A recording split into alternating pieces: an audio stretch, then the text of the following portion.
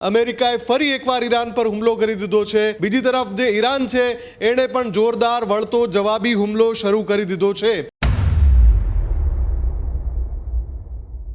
અમેરિકાએ ઈરાનનું જે એક ઓઇલ ટેન્કર હતું ઓમાનની ખાડી પાસેથી પસાર થઈ રહ્યું હતું એના ઉપર બોમ્બમારી કરી છે। હવે આ જે પરિસ્થિતિ ઊભી થઈ છે એનાથી ચિંતા એ વાતની છે કે ફરી એકવાર ઇઝરાયલ આમાં ઉમેરાઈ જાય અને આરપારનું યુદ્ધ ન છેડાઈ જાય તો સારું, કેમ કે યુએઈએ થોડી વાર પહેલાં જ એલર્ટ જાહેર કર્યું છે કે ઈરાન તરફથી સંભવિત ડ્રોન હુમલાને જોઈને અત્યારે તમામને એલર્ટ કરવામાં આવે છે કે કોઈએ બહાર ન નીકળવું, કે જો ડીલ માટે ઈરાન નહીં માને તો હજુ વધારે બોમ્બમારો અમે કરીશું ઈરાન ઉપર। સમાચાર એવા પણ આવી રહ્યા છે કે હોર્મુઝ ખાડી ક્ષેત્ર છે ત્યાં કેટલાક જહાજોમાં અત્યારે આગ લાગી છે। ચિંતાની વાત એ છે કે આખી દુનિયાના 1000થી વધુ જહાજો હોર્મુઝ ખાડી ક્ષેત્રમાં અત્યારે ફસાયેલા છે। માંડ શાંત થયેલા ઈરાન અમેરિકા યુદ્ધમાં ફરી એક વખત ભડકો થયો છે।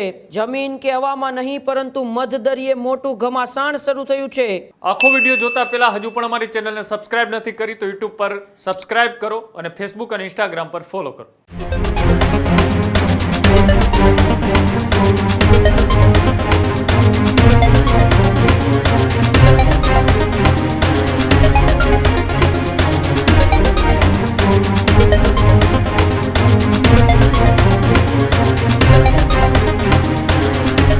માંડ શાંત થયેલા ઈરાન અમેરિકા યુદ્ધમાં ફરી એક વખત ભડકો થયો છે। સીઝ ફાયર તોડી અમેરિકાનો ઈરાન પર હુમલો જોવા મળ્યો છે। જમીન કે હવામાં નહીં પરંતુ મધદરિયે મોટું ઘમાસાણ શરૂ થયું છે। હોર્મુઝ ખાડી ક્ષેત્રમાં કેટલાક જહાજોમાં આગની ખબર।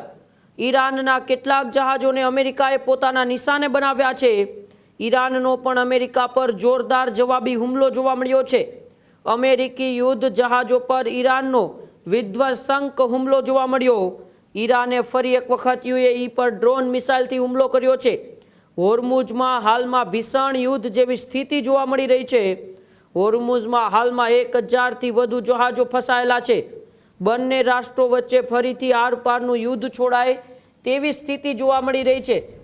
ત્યારે એક બાજુ એવી ચર્ચાઓ હતી કે હવે એ આગામી 48 કે 72 કલાકમાં યુદ્ધ સમાપ્તિના સમાચાર મળશે, પરંતુ યુદ્ધ સમાપ્તિના સમાચાર નથી મળ્યા।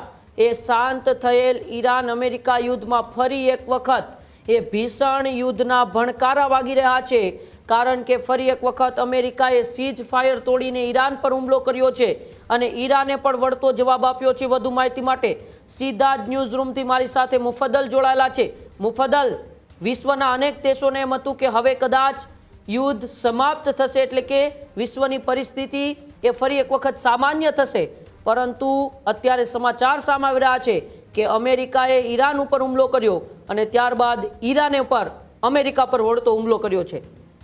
બિલકુલ ઉમંગ, જે વૈશ્વિક પરિસ્થિતિ હતી એ માંડ શાંત પડી રહી હતી, થાળે પડી રહી હતી।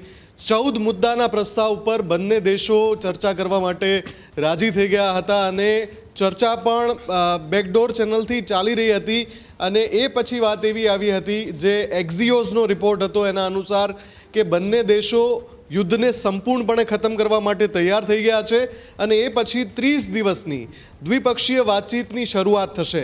પણ અત્યારે જે સમાચાર આવી રહ્યા છે એ સૌથી ચોંકાવનારા છે અને ચિંતાજનક પણ છે। આખી દુનિયામાં જ્યાં ઉર્જા સપ્લાયની ચિંતાઓ છે એવામાં અમેરિકાએ ફરી એકવાર ઈરાન પર હુમલો કરી દીધો છે અને ટ્રમ્પે કહ્યું છે કે જો તહેરાન ડીલ નહીં માને તો હજુ વિધ્વંસક હુમલા કરવામાં આવશે। બીજી તરફ જે ઈરાન છે એણે પણ જોરદાર વળતો જવાબી હુમલો શરૂ કરી દીધો છે। એટલે કે હોર્મુઝ જે ક્ષેત્ર છે ત્યાં અત્યારે ફરી એકવાર યુદ્ધ જેવી સ્થિતિ ઊભી થઈ ગઈ છે। અમેરિકાએ ઈરાનનું જે એક ઓઇલ ટેન્કર હતું ઓમાનની ખાડી પાસેથી પસાર થઈ રહ્યું હતું એના ઉપર બોમ્બમારી કરી છે અને એના બાદ ઈરાને વળતા જવાબમાં અમેરિકન યુદ્ધ જહાજો જે હોર્મુઝથી થોડા આગળ જ્યાં જળસ્તર પર છે ત્યાં જવાબી હુમલા કર્યા છે અને ઈરાનના જવાબી હુમલામાં અમેરિકાની કેટલીક બોટને પણ નુકસાન થયું છે અને સામે ઈરાનની કેટલીક નાની ત્યાં જે ફાયર બોટ્સ છે એને ડૂબાડી દીધાનો દાવો અમેરિકન નેવીએ કર્યો છે। હવે આ જે પરિસ્થિતિ ઊભી થઈ છે એનાથી ચિંતા એ વાતની છે કે ફરી એકવાર ઇઝરાયલ આમાં ઉમેરાઈ જાય અને આરપારનું યુદ્ધ ન છેડાઈ જાય તો સારું, કેમ કે યુએઈએ થોડી વાર પહેલાં જ એલર્ટ જાહેર કર્યું છે કે ઈરાન તરફથી સંભવિત ડ્રોન હુમલા ને જોઈને અત્યારે તમામને એલર્ટ કરવામાં આવે છે કે કોઈએ બહાર ન નીકળવું. એટલે કે યુએઈ પર પણ ઈરાન ફરીથી ડ્રોન હુમલા શરૂ કરે એવી સંભાવનાઓ છે. કેટલાક અહેવાલો એવું પણ કહી રહ્યા છે કે ઈરાને યુએઈ તરફ ડ્રોન છોડ્યા છે અત્યારે. એટલે ફરી પાછી એ જ સ્થિતિ પર આપણે ધકેલાઈ રહ્યા છે જે માંડ 15 દિવસ 20 દિવસ 30 દિવસથી શાંત પડી છે અથવા તો થાળે પડવા તરફ જઈ રહી છે. અત્યારે જે અમેરિકાએ હુમલો કર્યો છે એ સંભવિતપણે તહેરાન ઉપર દબાણ ઊભું કરવા માટે કર્યો છે, કેમ કે ટ્રમ્પનું કહેવું છે કે જો ડીલ માટે ઈરાન નહીં માને તો હજુ વધારે બોમ્બમારો અમે કરીશું ઈરાન ઉપર.